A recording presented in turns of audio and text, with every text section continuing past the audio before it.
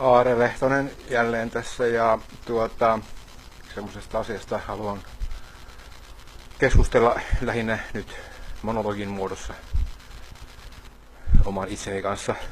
Jos tätä joku katselee ja kuuntelee, niin mikä siinä, mutta haluan nyt selkeyttää omia ajatuksiani.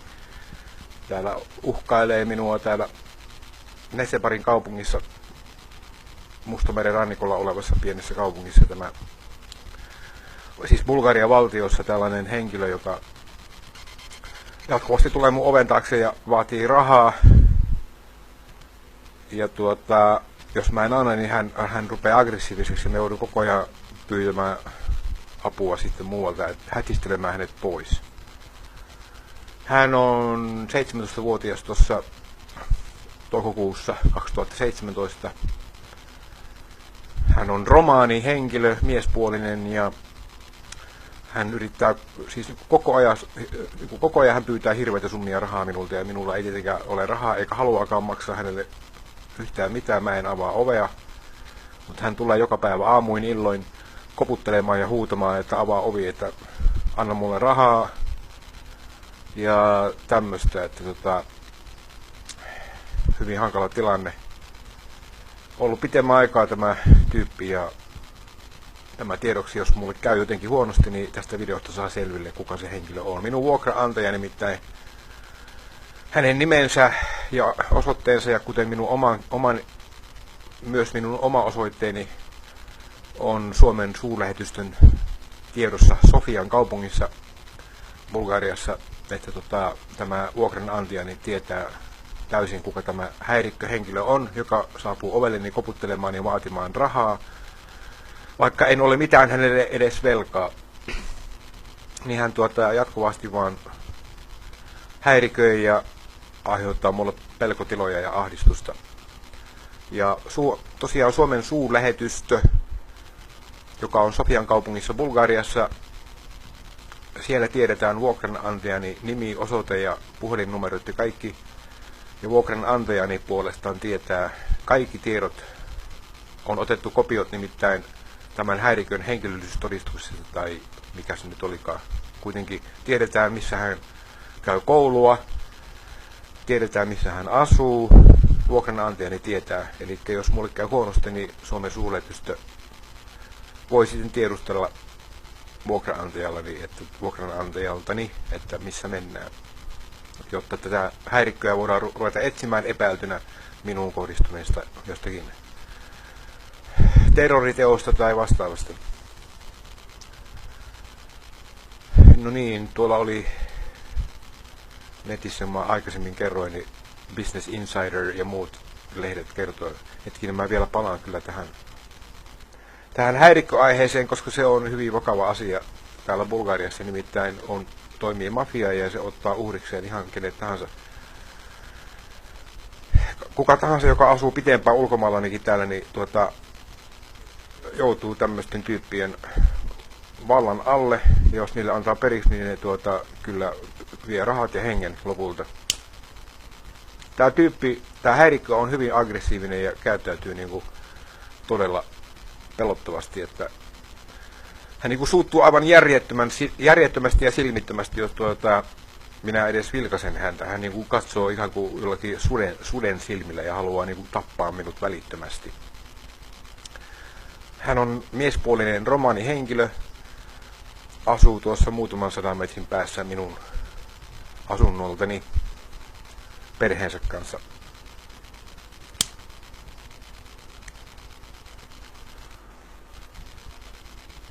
Ja mun pitäisi kyllä itse asiassa antaa suoraan sähköpostilla tiedot tonne suurlähetystöön tästä tyypistä. Mutta olkoon nyt toistaiseksi.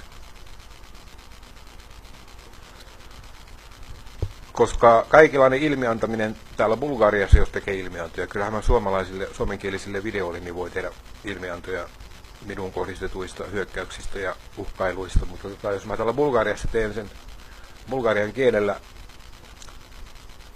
niin tai vaikka tuonne suurlähetystöönkin, jos mä lähetän sähköpostia, niin sähköpostini on vakoilun alaisena ja silloin sitten tieto voi tulla tämän Bulgarian mafialle ja ottaa mut hengiltä. Täällä on nimittäin turisteja kidnappattu tietojeni mukaan ja vaadittu lunnaita turistin eli ulkomaalaisen matkailijan perheen taholta on vaadittu isot lunnaat vapauttamisesta. Ja vaikka ne lunnaat saisivatkin, lunnasrahat saisivatkin nämä rikolliset tästä kidnappaamastaan henkilöstä, niin ei ole mitään takeita, että palauttaako ne hengissä sitä tyyppiä. Tämmöisiä terveisiä tosiaan niin täältä. Huomenna tulee voimaan, eli 1.3.2017 on huomenna. Tänään on helmikuun 28. päivä. Eli huomenna tulee gay-liittolait voimaan Suomessa. Tämä on aika jännittävää, koska jotenkin korreloi toi pitkä odotusaika kyllä, että mulla on ollut vaikeuksia täällä kyllä omaan elämäni suhteen, kun se on kestänyt niin aivan mielettömän kauan, siis jumalattoman kauan tuo odottaminen, 1. maaliskuuta 2017 päivämäärän odottaminen, se on kestänyt siis ihan tajuttoman kauan. Mä tosiaan niin muistan, kun oli vielä yli 270 päivää jäljellä, ja mä oon odottanut kuin kuuta nousevaa olen odottanut tätä gay-liittojen voimassa astumisvoimaan. Miten se nyt sanotaan? Suomen kieli ei oikein niinku näillä monologivideoilla ei sitä niinku pysty oikein välttämättä pitämään kondiksessa, kun ei täällä pysty puhumaan suomeen kenenkään kanssa. Mutta onhan mä nyt sen verran iäkäs, että kyllä se nyt tuolla kestomuistissa pitäisi olla päässä tämä suomen kieli semmosena, mutta mä nyt yritän muotoilla, eli siis tämä tämän gay-liittolain voimaanastumispäivä, niin sitä on odotettu kyllä vaikka kuinka kauan täällä. No joo, tossa oli semmonen uutinen, että no mä en tiedä oikein. Jos mä vähänkin niinku kommentoin uutisia edes omalla monologivideolla, niin se on heti niinku kuolemantuomio näköjään mulle. Kommentoidaan nyt. Joku Jami-niminen, etunimeltään Jami, Helsingissä toimii vissiin Itäkeskuksessa huumepoliisina. Hänellä on semmoinen hippitukka, joka on ponihännälle sidottu tuolta niskan kohdalta, ja hän toi semmoisen, hän on siis virkapukuinen poliisi Helsingin poliisissa ja ajeli poliisimajalla kyydissään joku kongolainen, eli afrikkalainen henkilö, joka oli etsinyt tätä pakolaisleiriä siellä Helsingin rautatietorilla, ja tämä Suomen ensiryhmä oli sitten saanut sen videolle, että hän tuli tarjoamaan sitä kongolaista sinne Suomi ensin leiriin.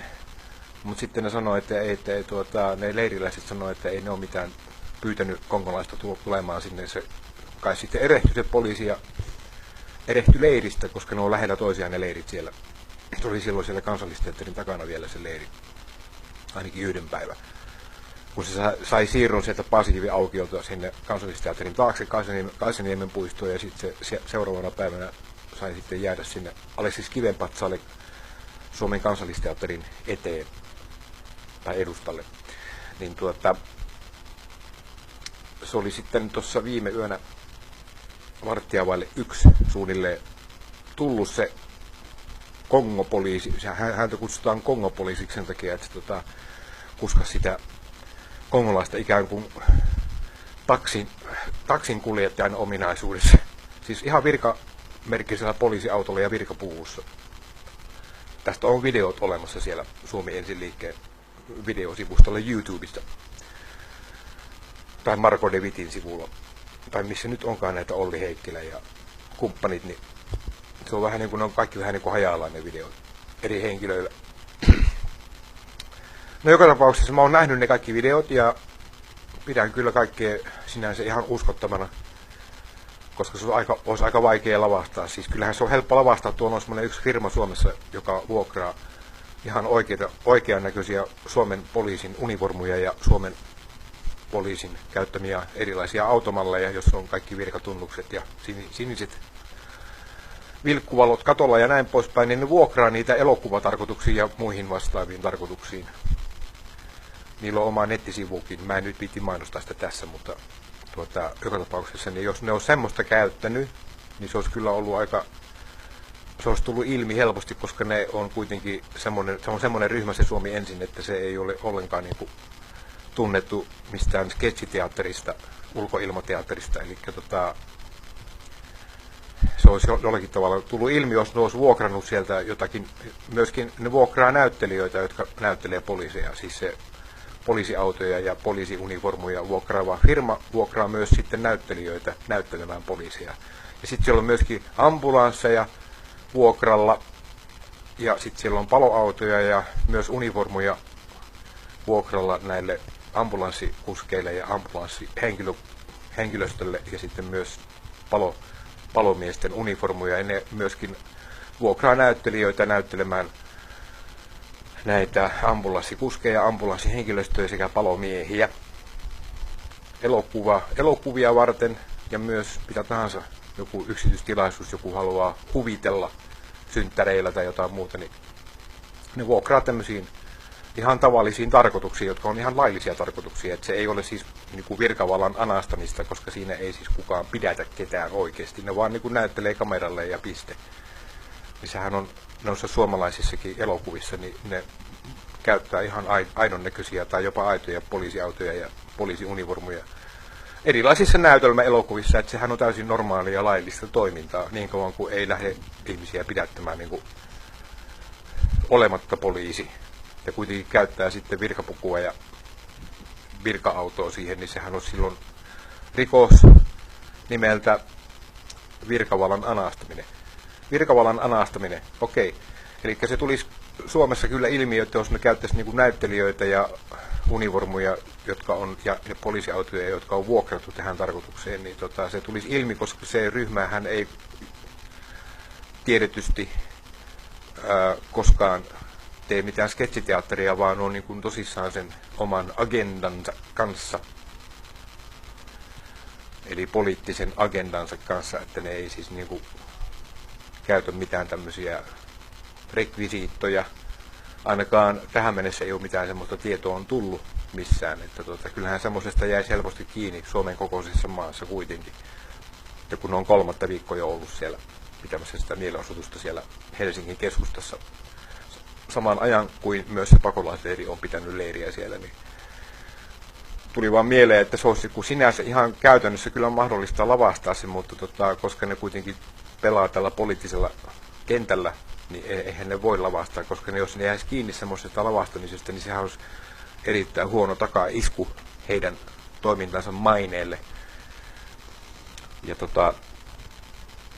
ellei sitten jonnekin Kiinaan, jos niin kuin mä sanoin yhdessä aikaisemmassa videossa, niin yli 10 kaupunkia Euroopasta ja Yhdysvalloista on kopioitu ihan, siis ei mitenkään pienoismalli kopioina, vaan ihan aidon kokoisina kopioina tuonne Kiinaan.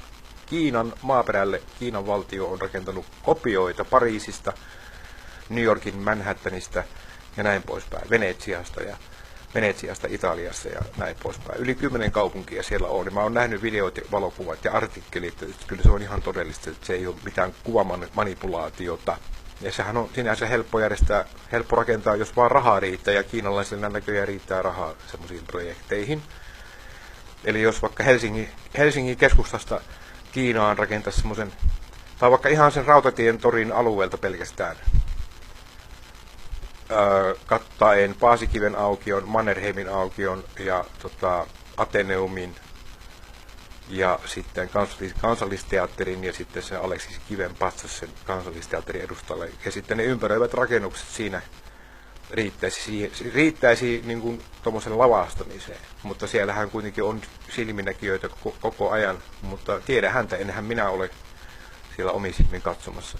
Mutta tämmöinen mahdollisuus on, että tämmöisiä mielenosoituksia ja niissä ilmeneviä konflikteja poliisien ja ohikulkijoiden kanssa voitaisiin lavastaa kopio Helsingin keskustassa. Eli siis jos rakennetaan kopio Helsingin keskustasta Kiinaan tai minne tahansa muuallekin, sinne vaan näyttelijät ja aidon näköiset poliisiunivormut ja poliisiautot sitten näyttelijät näyttelee niitä poliiseja ja mielenosoittajat näyttelee mielenosoittajia, kuten esimerkiksi niin kuin just tämä pakolaisleiri, niin siellä olisi kaikki myös siellä olisi näyttelijöitä, että mitään todellisia mielenosoituksia ei niin kuin olisikaan, niin tämä on ihan käytännössä kyllä mahdollista, mutta epäilen, että ne on tehnyt mitään semmoista, koska siellä on niin paljon silminnäkijöitä, että ja niin paljon on videokuvattu niitä, että sillä pitäisi olla kyllä, se tulisi niin hirveän kalliiksi.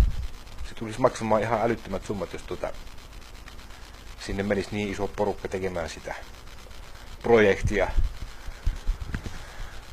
Mutta käytännössä kyllä mahdollista, ja mä tuossa eilen katsoin yhden videon YouTubesta, niin se perustuu Wikipedian niin sanottuun viralliseen tietoon, joka nyt yleisesti pidetään virallisena tietona yleensä, mitä tahansa Wikipediassa lukee, ei se nyt aina pidä paikkaansa, mitä sielläkään lukee, mutta jos nyt lähtökohtaisesti ja oletusarvoisesti kelaa, että miten toi Wikipedia-artikkeli ei ole siis huuhaata, vaan siellä on asiantuntijat tekemässä kaikkia niitä juttuja, mitä Wikipediassa on. Okei. Niin siellä on ihan tuli uutena tietona mulle, että kartat mistä tahansa kaupungista, missä päin tahansa maailmaa, niin niitä ei saa kopioida ainakaan kaupallisiin tarkoituksiin semmoisenaan, koska niiden karttojen alkuperäiset tekijät, ne on uhrannut hirveästi rahaa ja aikaa ja vaivaa tehdäkseen ne kartat niin kuin alun perin. Eli siellä pitää ensin olla maanmittausmiehet siellä maan tasolla, katutasolla ja sitten myös ilmasta käsin lentokoneella pitää kuvata kaikki tarkasti ja se on hyvin tarkkaa puuhaa maanmittaus. Tuommoinen maanmittaustyö on hyvin paljon aikaa vievää ja vaativaa puuhaa ja se myös maksaa silloin paljon, koska sinne pitää palkata paljon henkilökuntaa, jotka ovat vielä asiantuntijoita, käyneet siis alan koulutuksen, että se ei ole mitään tämmöistä luonnosta vaan heittää niin kuin joku taiteilija paperille tosta, että se perustuu erittäin tarkkoihin mittauksiin ja siinä on isot rahat käytetty ja koko tämmöisten suurten karttaprojektien takana on aina isot alan firmat, jotka sitten tietysti ovat tekijänoikeussuojanneet ne karttansa. Mutta jos joku muu firma kopioi semmoisenaan heidän karttojaan, niin silloin ne joutuu oikeuteen ja maksamaan hirveät tekijänoikeuskorvausrahat sille alkuperäiselle firmalle, joka on jonkun kartan tehnyt jostakin. Plus sitten ne saa vielä jonkun rikoslakiin perustuvan rangaistuksen niin tuosta plagioinnista. Eli jäljentämisestä ilman lupaa. Okei.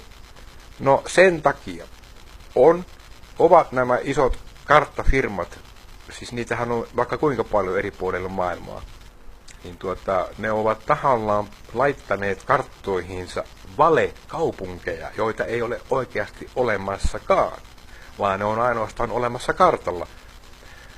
Sen takia, että jos joku firma kopioi heidän karttojaan, niin ne kopioi silloin samalla myös sen valekaupungin, ja sitten voidaan tsekata, että onko joku alkuperäisen karttafirman, maanmittausfirman karttoja kopioitu sillä tavalla, että se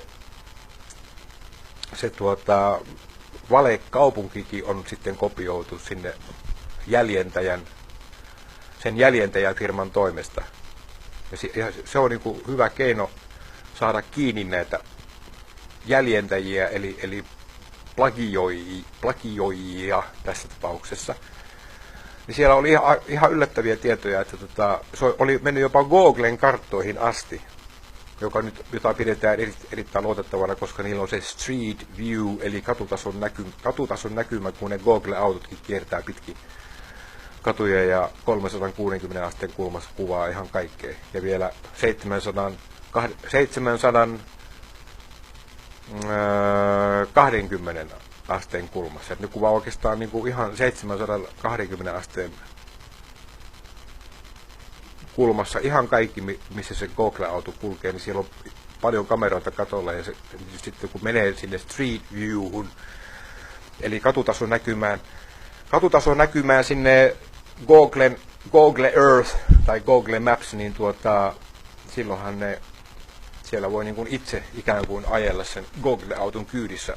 Saa siis nähdä ne samat näkymät, ja kun hiirellä siirtelee sitä näyttöruudun näyttämää niin kuin katunäkymää niin, ja klikkailee sitten eteenpäin, taaksepäin, ja kadulla voi kääntyä oikealle ja vasemmalle, jos ei se ole kiellettyä se kääntyminen, niin silloin Google-autokaan ei ole voinut kääntyä sinne. Niin, tällä tavalla, kun seikkailee niissä Googlen kartoissa, niin voi itse nähdä, että semmoistahan se on. Että siellä on jotain. Mutta ne valekaupungit, eihän ne niistä voi tehdä mitään street view näkymää ollenkaan, koska se on vaan se kartta, se valekaupunki, niin se on niin kuin ylhäältä käsin kohti suorasti vaan näkyy ne rakennukset, ja sitten jos yrittää mennä sinne katun näkymään, niin eihän se tule esiin, koska sitä kaupunkia ei ole olemassakaan. Aika mielenkiintoista, että joku kaupunki on niin kuin pelkkää metsää tai autiomaata, vaikka sillä väitetään olevan kaupunki. Mutta tästä se johtuu tästä tekijäoikeuskysymyksestä, että niitä valekaupunkeja on karttoihin tehty, mikä on aika uskomatonta. Ja Venäjälläkin on kuulemma oikeasti ollut kaupunkeja, joita ei ole ikinä mihinkään karttoihin niin kuin merkitty. Ne on ollut salassa siellä. Semmoisia suljettuja kaupunkeja. No vissi, onkohan ne sieltä vankileireiltä, eli gulageilta, sieltä aikakaudelta lähtöisin. No, niitä on vieläkin joitakin olemassa siellä. Se tuli vasta länsimaiden tietoon tuossa jokin aika sitten. Että se on pysynyt ihan melkein jotain puoli vuosisataa niin, että se tieto, että sitä ei ollut missään saatavilla. Okei.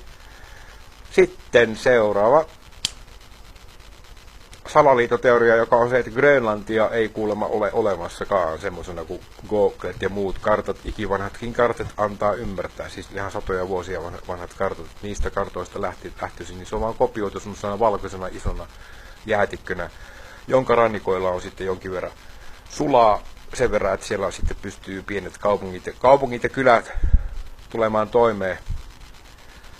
Mutta onhan se vähän ihmeellistä, kun se on kuitenkin siinä Pohjois-Kanada samalla leveysasteella kuin se Pohjois-Kanada, eikä Pohjois-Kanada ole mitenkään ikuisen jään ja lumen peitossa, niin toi Grönlannin olemassaolo on aika mielenkiintoinen. Yksi tyyppi YouTubessa, niin se yritti soittaa, kun Grönlanti on tietenkin oma suuntanumeronsa, niin se yritti soittaa sinne niin jonnekin hotelliin, jota niin kuin mainostettiin netissä, että tulee Grönlantiin tänne paikkakunnalle, tälle tietylle paikkakunnalle, tähän tiettyyn hotelliin asiakkaaksemme.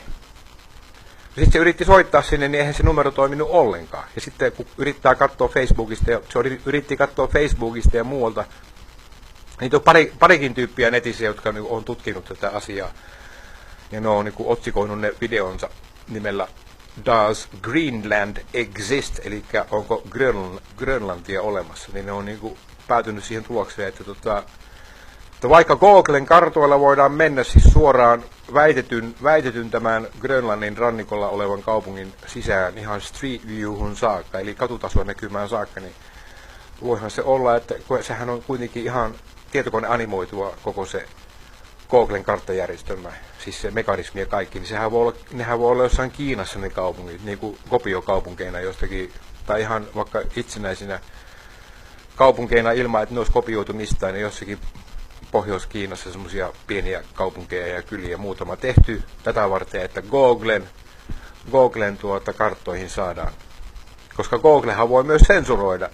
Eihän se tarkoita sitä, että jos joku menee koko Kiinan alueelle katsomaan, zoomaamaan alaspäin sinne maantasolle, että siellä mukaan sitten automaattisesti löytyy jotain. Ei, sehän on semmoinen systeemi se Google, että sehän on täysin tietokone animoitua se. Eikä ne mistään satelliitista ole valokuvattu ne kaupungit, vaan lentokoneista. Mutta se on ihan harhaa, että kun koko maailmankartta tulee näkyviin, saa jopa niinkin laajan näkymään, että ensin tulee koko maailmankartta niin kuin näkyviin Google Mapissa ja sitten zoomaa niin kuin tiettyyn kohteeseen, että se mukaan sieltä, että se maailmankarttahan sehän on tehty ihan niin kuin taiteilijat sen tehneet, eihän se ole mikään satelliittikuva, eikä se voi ollakaan, silloinhan ne joutuisi myöntää, että maapallo on niin kuin litteä eikä pallon muuta, niin koska se kuitenkin tulee litteenä se koko maailma siihen. Niin sehän on ihan tietokone animoitua, eli fantasiaa. Eli siis niin kuin ei todellista. Okei.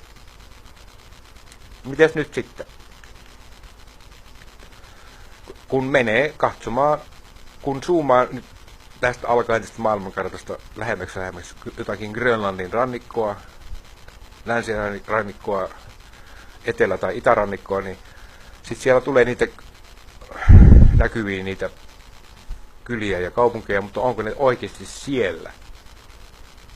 Tietokoneanimaatiolla ne voidaan laittaa, niin kuin väärentää, että ne on siellä, mutta ne voi olla oikeasti jossain muualla. Eli koko Grönlantia ei välttämättä ole olemassakaan. No vaikka joku menisikin lentokoneella tarkistamaan sinne, se lentokone saattaa lentää jonnekin Pohjois-Kanadaan. Mistä matkustaja sen tietää? Koska eihän se näe sitä lentokoneen nopeutta, koska hän ei pääse ohjaamaan tarkistaa, kuinka lujaa se lentokone lentää, jotta se voi niin kuin matemaattisesti laskea, että kun hän lähti jostakin lentokentältä vaikka Euroopasta tai Yhdysvalloista kohti Grönlantia, tai vaikka Islannistakin, niin että hän todella niin kuin pitäisi tietyssä ajassa olla Grönlannissa, koska ei se näe sitä lentokoneen nopeutta, se ei pysty mitenkään arvioimaan sitä. Niin se saattaakin lentää Pohjois-Kanadaan, jossa ne on ne kaupungit sitten oikeasti. Ei Kiinassa, mutta ei välttämättä Kiinassa, vaan Pohjois-Kanadassa. Eli minkä takia on väärennetty tuommoinen Grönlanti, joka kuuluu Tanskan valtiolle kuitenkin. Sehän on valtava jäätikkö, ikuisen jään ja lumen väitetysti olemassa oleva tämmöinen massa siellä. Sitä ei ole kuitenkaan luokiteltu mantereeksi, vaikka se on aivan valtavan kokoinen noissa kartoissa. Kuitenkin samalla leveysasteella on Pohjois-Kanada, niin minkä takia Pohjois-Kanada ei ole ikuisen jään ja lumen peittämä. Sen sijaan tämä Grönlanti on. Siinäpä kysymys. Ja jos Grönlannin rannikolla oikeasti olisi niitä kyliä ja kaupunkeja, niin silloinhan sieltä voisi helposti tarkistaa, että onko sitä ikuista jäätä ja lunta oikeasti olemassa vai ei, mutta kun siellä ei ole mitään teitä väitetysti tehty. Vaikka meni samoilemaankin, niin ei se välttämättä, ei sieltä mitään lunta ja jäätä löydy. Eikä ketään kiinnosta mennä tsekkaamaan, koska ne luottaa karttoihin. Ei ketään kiinnosta mennä tsiikaamaan jotain ikuisen lumen ja jään massaa. Ne vaan luottaa, että kyllä se siellä on. Siellä taustalla saattaakin olla horisontissa jotakin lumipeitteisiä vuoria, ja sitten ne luottaa, että se koko Grönlanti on ikuisen jään ja lumen peittämä. Okei? Eli miksi on väärennetty Grönlanti, koska jos se ei ole oikeasti olemassa, niin miksi kuitenkin satoja vuosia kaikkiin karttoihin on se merkitty, että tämmöinen paikka nimeltä Grönlanti on olemassa, ja että se kuuluu Tanskalle? Siinäpä hyvä kysymys. Siinä on joku varmasti siellä jotakin ehkä sitten on. Semmoinen alue, jossa ei ole mitään ikuista lunta eikä jäätä, vaan siellä on joku semmoinen alue, johon ei vaan haluta kenenkään menevän, ainoastaan muutamat harvat sen tietävät. Ja siellä alueella saattaa olla ihan normaali ilmasto, niin kuin sen leveysasteen ilmasto, että kesällä siellä on ihan niin kuin kesä niin kuin Suomessa ja Kanadassa ja näin poispäin. Että saattaa olla iso alue, mutta ei välttämättä niin iso kuin se merkitään, mutta se on kuitenkin joku semmoinen valtava saari siellä on, ja siellä asuu joitakin henkilöitä, mutta kenenkään ei haluta tietävän, että mitä siellä on, koska eihän kukaan millään yksityisellä paatillakaan sitä enää niin kuin lähde tarkistamaan, koska se on satoja vuosia ollut niissä kaikissa maailman mahdollisissa kartoissa merkittynä Grönlanniksi, niin ei ketään kiinnosta.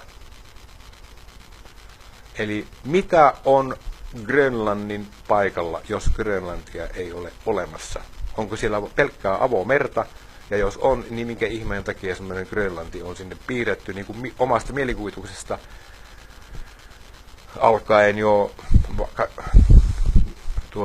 jostakin myöhäiskeskiajan kartoista lähtien. Eli missä Grönlanti on? Ei sitä välttämättä ole missään. Vaan ne väitetyt kaupungit ovat, koska se on niin repaleinen ja saaristoinen se Pohjois-Kanadan koillisalue. Et siinä on helppo niin kuin lavastaa mikä tahansa mukavasti Grönlannin rannikoksi. Mutta miksi Grönlanti on väärennetty karttoihin? Siinäpä kysymys. Ja jos sinne lähtee niin kuin yksityisellä laivalla Niin Kanadan rannikkovartiosto ja USA rannikkovartiosto ja myös Islannista saattaa tulla näitä merivartioaluksia pidättämään, kuulustelemaan ja käännyttämään takaisin.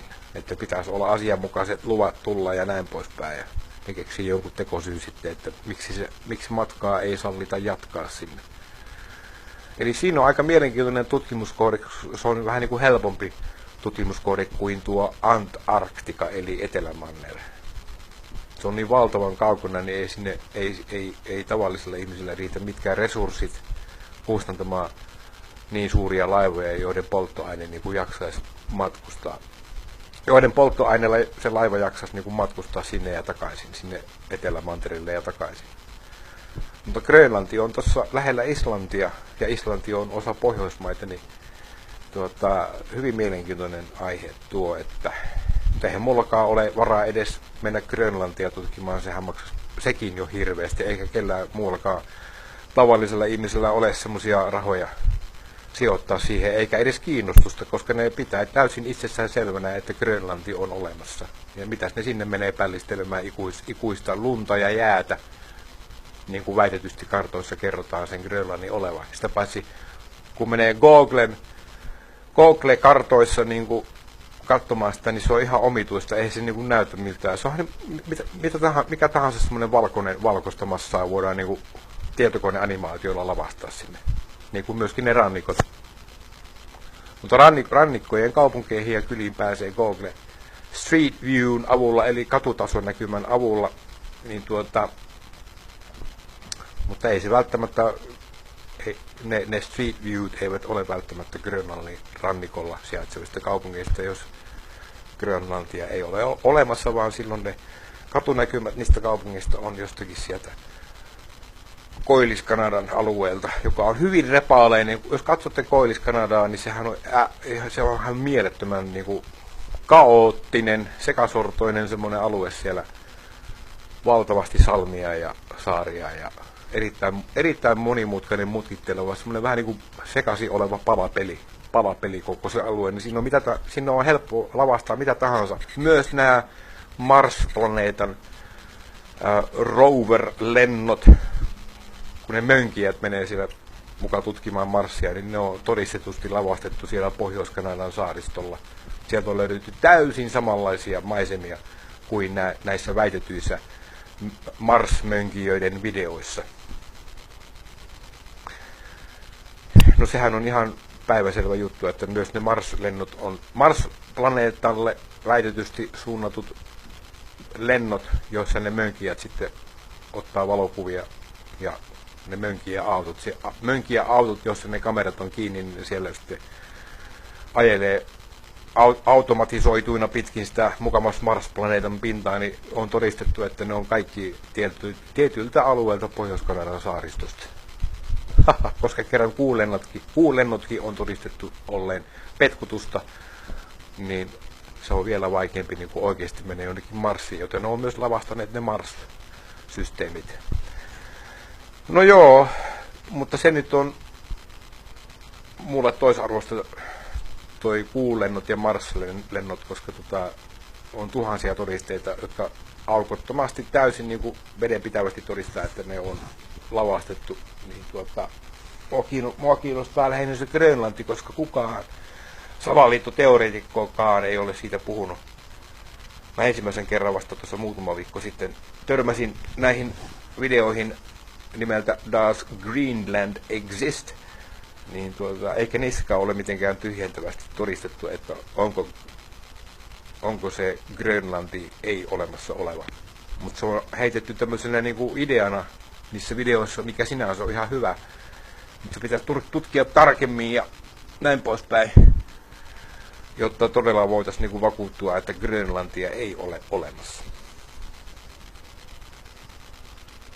Mua lähinnä kiinnostaa, että jos kerran on väärennetty se Grönlannin olemassaolo, sieltähän on olemassa, kyllähän niin jos YouTubeen laittaa Greenland hakusanaksi, niin sitä on mukamas kuvattu asukkaiden elämää siellä, mutta nehän on niissä lavastekaupungeissa siellä Koillis-Kanadassa tehty, jos Grönlantia ei ole olemassa. palkatut näyttelijät näyttelemään asukkaita. Tyhjiä kaupunkeja on hirveästi maailmassa. Niin kuin mä sanoin aikaisemmalla videolla, niin Kiinassa on tehty yli 10 kappaletta eurooppalaisista ja amerikkalaisista kaupungeista. Kopiokaupunkeja ihan oikeassa mittakaavassa. Ei siis pienoismalli mittakaavassa, vaan ihan oikeassa mittakaavassa. Niin erilaisten agendojen takia sitten väärennetään tämmöisiä kokonaisia kaupunkeja. Ja Grönlanti on saatettu väärentää 100% koko se Grönlannin olemassaolo. Kyllähän tuommoinen tieto menee aika lujaa kyllä. Rupeaa niinku tuo maailmankuva murenemaan vähän liiankin kanssa joskus, mutta tätä pitää tutkia. Jos ei nyt menemällä sinne, niin kyllä sen asian saa selville, onko Grönlantia olemassa vai ei, ihan tutkimalla sitä oman tietokoneensa äärestä. Koittamalla soittaa Grönlannissa väitetysti oleviin hotelleihin ja kysellä vähän asioita. Jos ne rupeaa niinku siellä äänkyttämään, että no ei me osaa antaa tähän kysymyksesi vastausta, niin se rupeaa jo olemaan hyvin epäilyttävää, että ne tietää ne feikkihotellin näyttelijät, jotka näyttelee niitä työntekijöitä siellä jossakin ihan muualla, Kanadassa eikä Grönlannissa, ne tietää, että ne on Kanadassa, totta kai ne tietää. Mutta ne ei halua paljastaa sitä, vaan ne valehtelee heille soittavalle mahdolliselle hotelliasiakkaalle, että joo, näin on täällä asiat näin ja näin, niin jos ne rupeaa antamaan liian epämääräisiä vastauksia ihan normaaleihin kysymyksiin Grönlannista yleensä ja kaikesta siihen liittyvästä, niin sehän on ihan selvä merkki, että kaikki asiat eivät ole kohdallaan, vaan kyseessä on huijaus. Ja näin poispäin, niin Tanskan hallitus totta kai tietää, mikä on totuus. Ei välttämättä sielläkään kaikki, mutta ainakin jotkut sisäpiirin tyypit tietää, että Grönlantia ei ole olemassa, koska sehän kuuluu Tanskalle väitetysti.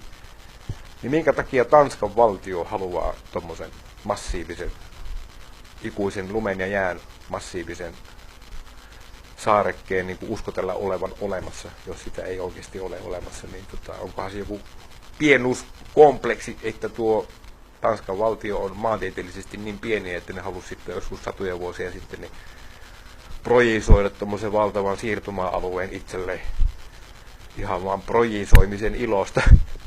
Ja sitten kun se tuli nykyaikaa, kun aika niin kuin meni eteenpäin ja tuli näitä nykyajan keksintöjä, niin sitten pelättiin, että ihmisethän saa selville, että eihän siellä olekaan mitään Grönlantia, ja sitten oli pakko ruveta lavastamaan, jotta kasvot säilyisivät. Niin sitten ne on palkannut Tanskan valtion budjetista sitten jotakin näyttelijöitä ja tämmöisiä keinotekoisia kaupunkeja on rakennettu jonnekin sinne Pohjois-Kanadaan sitten, Koillis-Kanadaan. Niin tuskin se nyt tämä on se syy, että joku maantieteellisesti pieni Tanska niin haluaisi niin jossakin satoja vuosia sitten suuruuden hulluudessaan projisoida Grönlannin jonnekin olemassa olevaksi. Ei se voi olla pelkästään sitä, koska olisihan ne voinut sitten myöhemmin tunnustaa sen väittämällä, että silloin oli niin idioottimainen hallitus, joka suuruuden hulluudessaan niin halusi projisoida Grönlannin olemassa olevaksi karttoihin, jota kuitenkaan ei ole oikeasti olemassa, niin kyllä siinä joku muu syy on, koska olisihan ne voinut myöntää se, että joo, silloin oli maailmanpoliittinen tilanne semmoinen ja oli huonot hallitsijat, että kyllä me nyt myönnetään, että Grönlantia ei olekaan olemassa, mutta kun ne edelleenkin väittää, että se on olemassa, silloinhan siinä on pakko olla joku hyvinkin konkreettinen syy, että ne eivät suostu paljastamaan, mitä sen Grönlannin paikalla todellisuudessa on. Siellähän voi olla jotakin. Että se ei ole välttämättä mitään avomerta. Tämmöisiä ajatuksia tänään. 28. helmikuuta 2017. Minä olen Aare Lehtonen. Että noita salaliittoteorioita ja muuta, niin ei ne ne on erittäin mielenkiintoisia tutkia. Tietysti onhan ihan semmoisia tahallaan tehty ihan järjettömiä salaliittoteorioita, jotka tahallaan on väitetään kuuluvan niin kuin oikeisiin salaliittoteorioihin sen takia, että halutaan sekoittaa soppaa, ettei ihmiset enää näkisi eroa puurojen ja vellien välillä. puurot ja vellit, puurojen ja vellien välille, siis laitetaan niin, että puurot ja vellit menee sekaisin tahallisesti. Samennetaan vesiä, niin kuin sanotaan. Mutta ei minua hämätä, kyllä toi Grönlanti, mulla on sellainen intuitio, että kyllä se on jotakin hämärää siellä on ja kaikki ei ole sitä miltä näyttää. Ja jos mä sitä rupeisin tutkimaan enemmänkin, niin saa nähdä mitä tutkimustuloksia se voisi saada, mutta en mä nyt tiedä. Ei mulla mitään henkilökohtaisia intressejä ole päästä mihinkään 100% selvyyteen, mitä sen Grönlannin paikalla oikeasti on, paitsi jos siellä on joku semmoinen jopa subtrooppisen ilmaston omaava asumiskelpoinen alue, niin totta kai mä menisin sinne kleimaamaan, eli väittämään, että se on, osa maasta on minun, varsinkin jos mä löydän jonkun kartan. Kuten tuossa Walt Disneyn erittäin lahjakkaan sarjakuvapiirtäjän nimeltä Carl Barks Akuankka-sarjakuvassa joskus kauan sitten, niin oli hän teki semmoisen sarjan, jonka nimi oli Akuankka ja kultainen kypärä.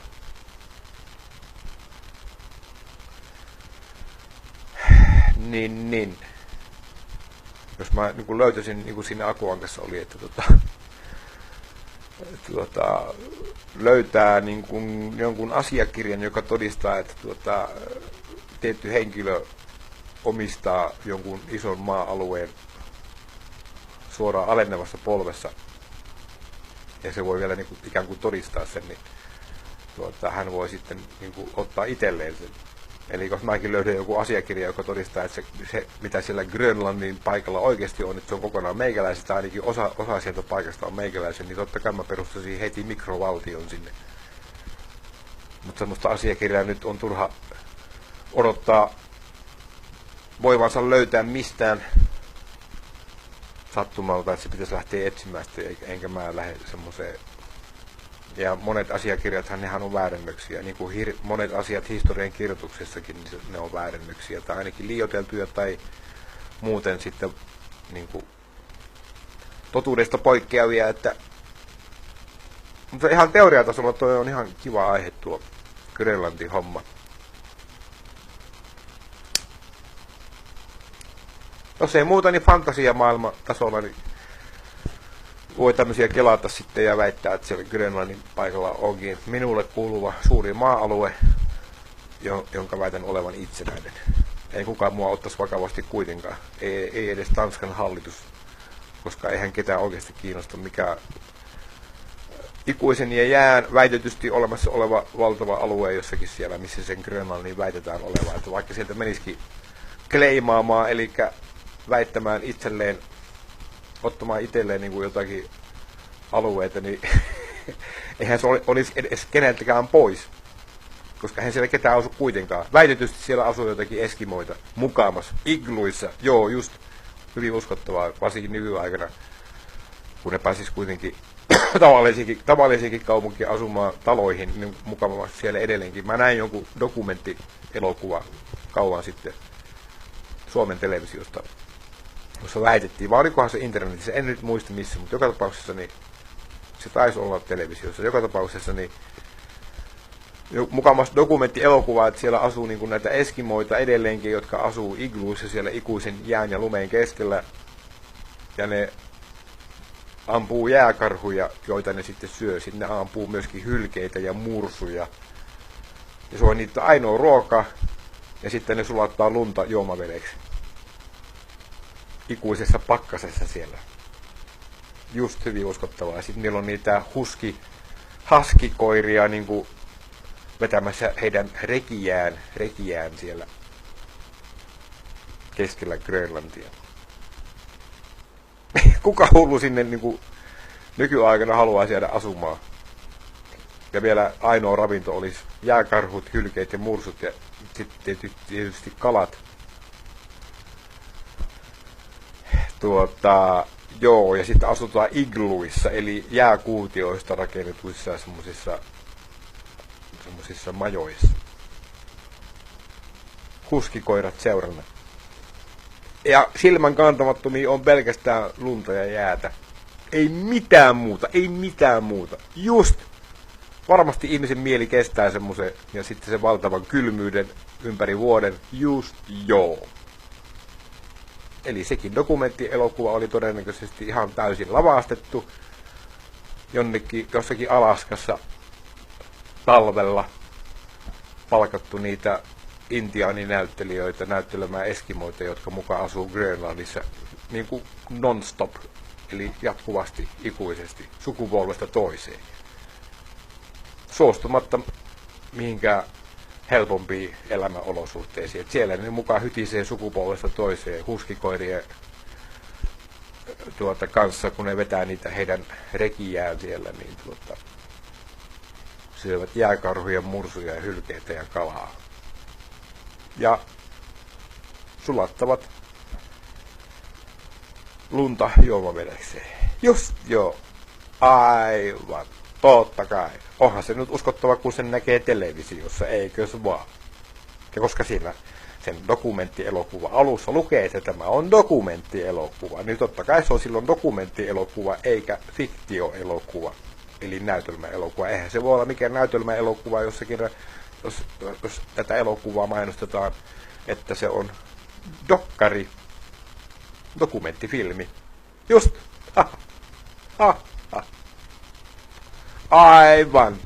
Englannin kielessä tuolla Amerikan Yhdysvalloissa, kun Suomessa sanotaan, että just joo, niin kuin vielä lausutaan Suomessa, niin kuin, että just joo, niin Amerikassa se on näin, että yeah right, rigget. Kirjoitetaan rigget. Yeah right, just joo. Saahan sitä uskoa mihin tahansa, eihän ne tuommoisten dokumenttielokuvan tekijät, eihän ne niinku muuta hyödy, paitsi jos se tulee maksulliselta TV-kanavalta jostakin National Geographic tai Discovery Channelilta, niin ihmiset maksaa katseluajasta. On se siinä mielessä kyllä rikos, jos se oikeasti se leffa niin väittää jotakin, joka kuitenkaan ei pidä paikkaansa, että ne onkin palkannut näyttelijät ja lavastaneet koko homma. Ja kuitenkin väittävät, että se on dokkari, se filmi, niin sehän on rikos, sehän on petos. Mutta minkä sille mahtaa?